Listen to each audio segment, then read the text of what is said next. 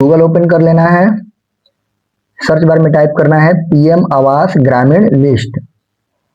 नीचे second number पे प्रधानमंत्री आवास योजना ग्रामीण लिंक पे क्लिक करना है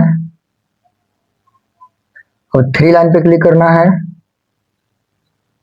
अब आवास सॉफ्ट पे क्लिक करना है, यहाँ रिपोर्ट ऑप्शन पे क्लिक करना है, नीचे स्क्रॉल करके जाना है, बेनिफिशियरी डिटेल फॉर वेरिफिकेशन पे क्लिक करना है, अपने स्टेट का नाम सेलेक्ट करेंगे, नीचे डिस्ट्रिक्ट में अपने डिस्ट्रिक्ट का नाम सेलेक्ट करेंगे, फिर नीचे अपने ब्लॉक का नाम सेलेक्ट करेंगे, फिर अपने पंचायत का नाम सेलेक्ट करेंगे,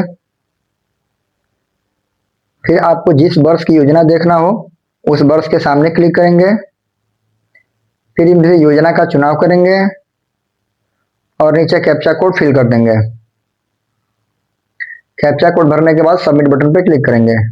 अब आपके सामने इस तरह का लिस्ट खुल जाएगा।